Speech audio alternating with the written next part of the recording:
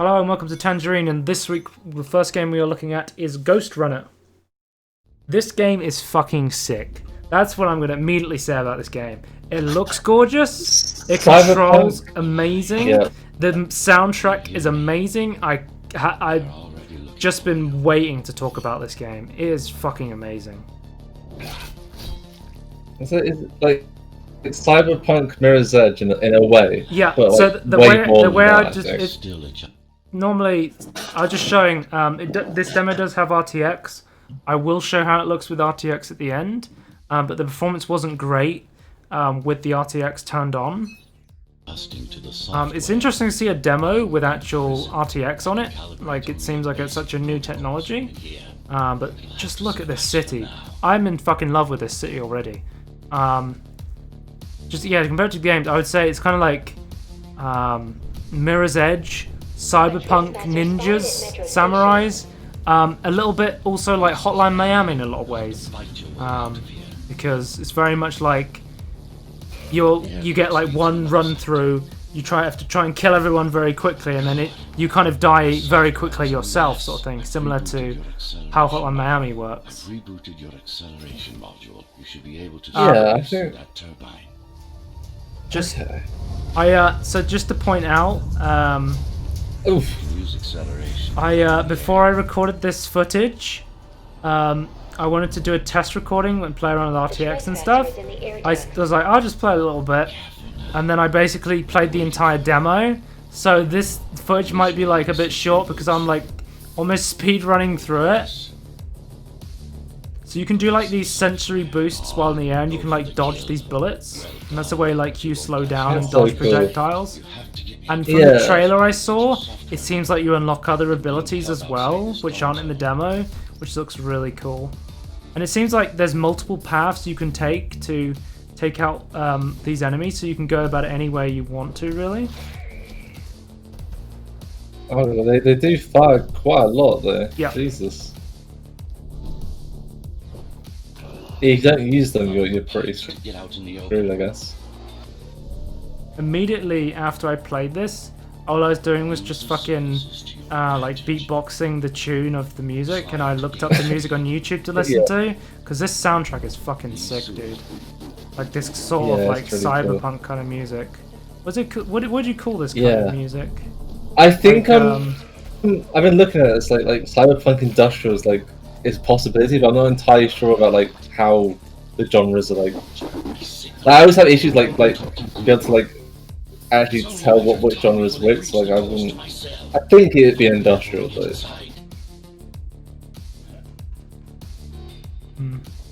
Seems like we get some flavour there, an advertisement for these cybernetic humans. Yeah. It's just such. I love like the sounds, and I like the cyber, the retro future look at like the 80s look at like the voices and things. I just really love that. Well, I'm gonna say now, Cyberpunk 2077 remove wall running. GhostRunner's got wall running, and it's a cyberpunk game. Yeah. You know? Maybe it's so they didn't compete. Yeah. They couldn't compete with each other. It just seems like it's like takes like because like to me like Mirror's Edge, the worst part was the enemies in my opinion. I just loved the part of just running around without the enemies. Like it definitely added something to the tension. But when you accidentally got stuck with the enemies, it slowed down massively. The thing with Mirror's Edge though was you were always meant to be much weaker than the enemies. You were supposed to run around them, sort of thing. So the difference between like Mirror's Edge and this is like the enemy is like an integral part to like how you move and things, which I think is a really cool idea. Like, I think Mirror's Edge is still good. But for like this game, you have to clean out all the enemies before you can progress. Yeah. Sort of thing. There's no direct access to the prison tower. It's kind of cool. Like you can like similar style, but then like do something slightly different. It's like a completely different feeling. I think it's kind of cool. This is where you get introduced to the grapple hook ability, which is fucking sick. Okay. Similar to a lot of other That's a lot of running games. Some parkour game. Yeah. Yeah. Well, you remember that game, game we did for like a spotlight that was like a student project that had like the grappling in it? That was pretty cool as well. I feel like this is like that, but like turned up to 11 and Cyberpunk with like the right just mix of everything. Obviously, bigger budget, so I can't really. It's not like that's not a negative against the project we played earlier. Yeah. I mean, it's free to play on Steam, so it comes with a different price point for the student project nature of the other game. But this is fucking awesome, dude. Take care of the guards first. Yeah. Termination protocol initiated. I don't know, I kind of just want to shut up and let the gameplay speak for itself, because Yeah. like I think the game does speak for itself when you just listen to the soundtrack, you listen to the music. I wonder who made the music. Was that in like? Could you search it right? Yeah. I could look it up right now, but I think the gameplay is actually about to end soon. Okay. But I think it took me a lot longer the first time I played because I wasn't sure what I was doing. But this run of the demo only took me like 6 minutes because I already played it and I'd learnt like how to move and stuff. But this kind of sets up the main story of the game. You let this this prisoner out and you're not really sure what's going on. Pleasure to meet you. Face to face, that is. Now, let's take a look inside. This may feel a little strange. Okay. Very like trippy, but yeah, that is the demo for GhostRunner. So this is GhostRunner with the RTX turned on. It does look really sick, but obviously people have reported and myself having some frame issues and stuff with the RTX turned on, but the lighting and stuff with the reflections and stuff is really cool. I just wanted to mention that the demo for this shut down like the day before the demo festival last time, but I managed to pick this up for the Steam Demo Festival, and I'm so glad I got to pick it up this time because they're having some issues with missing demo executables for the Demo Festival, but I managed to download this one and I'm so glad I played it because it's probably at the top of my most wanted games now on my wish list. So really looking forward to GhostRunner coming out because this is exactly the kind of game I would play. So that's really cool to see. Yeah, that's right. So I think there's just some short RTX footage and then we'll move on to the next Tangerine game I played for the Steam Demo Festival, which is Grounded. And I wanted to show off the Arachnophobia mode. This is how Arachnophobia scaling works in the accessibility mode for Grounded. So there is spiders in this game, but depending on how scared you are of spiders, you can turn them into faceless blobs instead.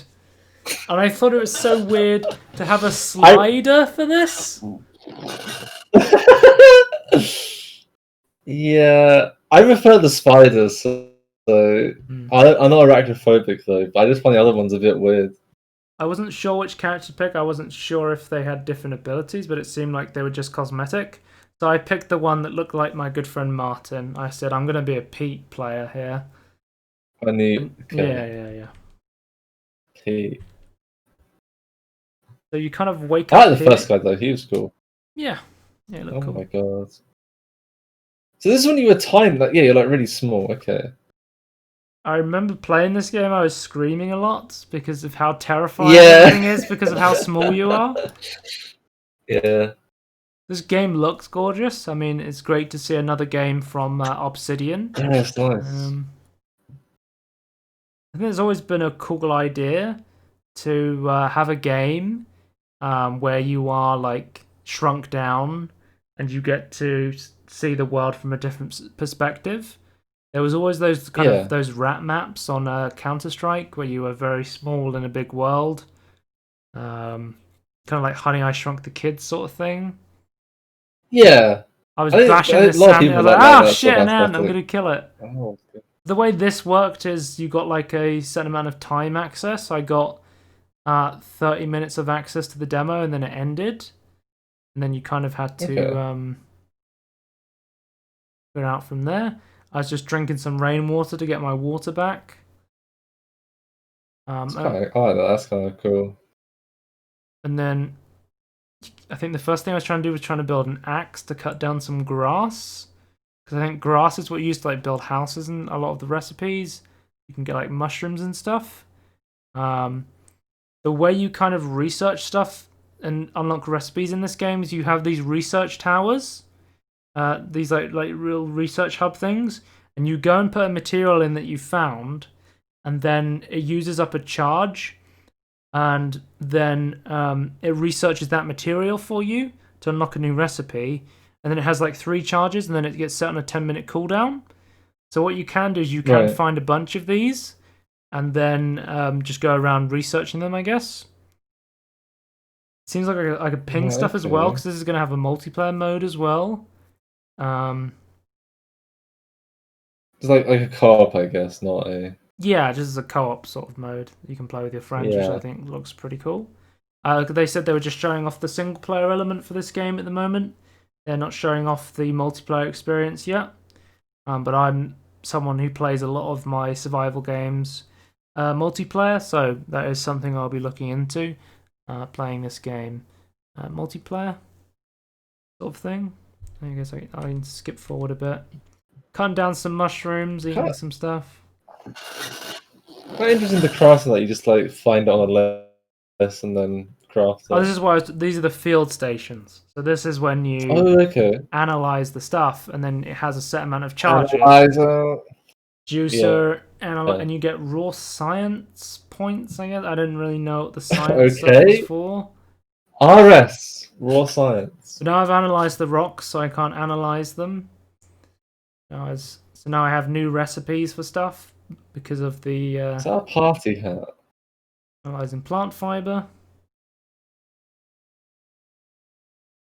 And then this research station goes on cooldown for 10 minutes. Then I can then go off and build stuff or scavenge for stuff, sort of thing. Ants aren't really a threat. They only really seem to attack you if you attack them. The same with like small bugs. The really scary things in these games are like the spiders. There doesn't really seem to be a way to set, at least from what I could see, to kind of know where you're going, other than what they kind of purposely tried to do was they just put giant markers around the map. So somewhere on the map there'll be like a giant soda can. So you go, oh, I know where I am because I've gone past the giant soda can.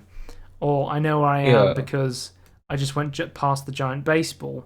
I don't know if they plan on adding like markers or like a map or something, other than the big overworld map that doesn't have any information on it, but we'll have to see how they do discoverability of different landmarks and stuff like that.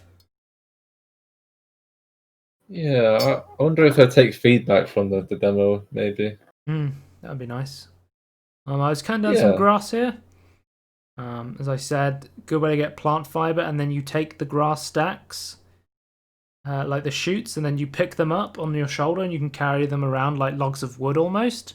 Like grass is the equivalent of like wood logs sort of thing, because of your size.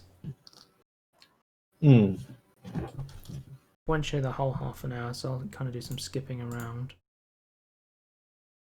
I just want to see these scary spiders, to be honest with you. Oh, I found a giant. I found a giant Tic Tacs thing. I was like, oh, that's a good. I found the giant Tic Tacs.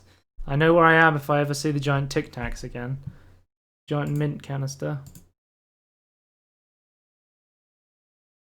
I was trying to build. I was like trying to build a small base sort of thing. Oh, that's why. So look how fucking huge ladybugs are. I was like, I wonder if I could ride one of these things. You look to the left and in front, there was one. Arachnophobes look away. It's so cool. You see like the grass moving in the distance when they come towards you. And then as I saw one, I wanted to go into the accessibility features and edit the different levels of spiders and see how it changed them in real time. For the people who do have arachnophobia, this can help you. Accessibility option. It looks so strange to just see these floating blobs walking around there.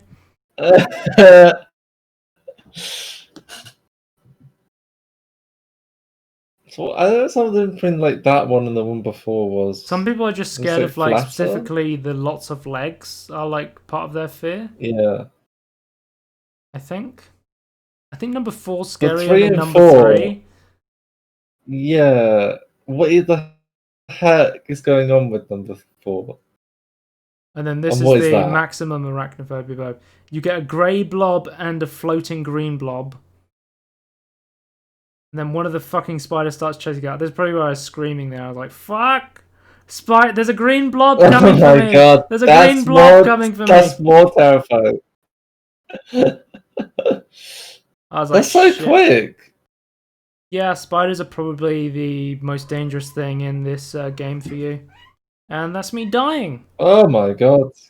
So the way you die, you As you all know, sorry. you can respawn and grab your stuff. So basically, it drops like a backpack, Right. and it shows you where the backpack Yeah. is on the map, and then you can go pick up your stuff. That's kind of how they do it, sort of thing. As you all know, when spiders kill something, they don't try and eat you. They just leave. Yeah, spiders aren't maniacs, Tony. They just kill. I just find it weird that when people code animals, like they don't think about like why they attack things. I guess it's like not like it don't have to be realistic, obviously. I just find that interesting. But anyway, I thought, there's the giant, the Jabby Cola landmark. I was seeing if I could get to like the fence and stuff. Like I was saying, how far I could get across the map, and seeing how big the actual sandbox was, because it's very much like Superland in a lot of ways. You are just a very small thing inside a big sandbox, sort of thing. Yeah. But that's when I think I encountered the next jump scare, which is these giant fucking frogs. Are these frogs or these are the beat? That's the beat. I think these things fuck you. I was like, fuck! Oh my god. You see these eyes just light up red, you're like, fuck. Everything is so terrifying when you're this small. I was like, these bloody beetles are everywhere. But I was determined to try and make my way to the edge of the map and try and find some secret stuff. Here I was like, shit, I need to build a torch because I was going into a very dark cave. These little green bugs are nice. They're like little mites. Those are pretty easy to like kill. Aphids or something. There's a difference between like normal grass and dry grass in the recipes, so it is important to differentiate between the two. Oh my god, what are they doing? Okay. I was trying to ride on these ladybugs. I thought it looked cool. Thought it might be a good way to get around the map. I've never seen a ladybird so close up. They're that size in real life as well, Tony. I don't know if you knew that. Oh right, okay. Like, I'll have a little look down. I was like, fuck, this ant's got pincers! There's even scarier ants down in the caves. Soldier ants, it's probably an ant nest. I feel like this is the most terrified I've been in a fucking survival game. Is this super cartoony, like fucking Honey, I Shrunk the Kids survival game, Grounded? Like, I feel like a lot of Minecraft. I feel like a lot of Minecraft kids would play this, and I'm like, those Minecraft kids are going to be scarred for life after playing this, because there's some really terrifying stuff. Yeah, but like larger enemies in these are kind of terrifying, especially if they can like chase after you. And there's also flies that are really annoying as well. There's another spider coming for me. 8 eyes. Yeah. See you in every single direction. I don't know, Tony. You'd have to ask Spider. Here I was trying to get to the secret area. I was like, I'm going to get over this wall. I'm going to see what's on the other side. I'm going to be the first person in the beta to test out this area. No one has ever done this in the history of the Grounded demo. I found this giant pool of water. Oh, okay. I was completely ignoring my tutorial to-do list. And I was like, fuck, there's more fucking spiders over here. I think the way they the way they keep you in a certain area based on what kind of enemies you find reminds me a lot of actually of Subnautica, where in Subnautica the area you play in is very small, but the game forces you to go certain places because of enemies like the Leviathans and the more dangerous creatures. Kind of forces you to kind of naturally progress to different areas because of the stuff you can face. And it seems like that's the sort of direction Grounded is going in. Is that kind of, oh shit, I can't go here yet because there's spiders over there, sort of thing, until I build up a base and I get more resources and more tools and stuff, sort of thing. But from like all the weapons and stuff, it seems like they definitely do want to give you some sort of combat at some point. They seem to do want to give you a way of building armor and stuff and protecting yourself against the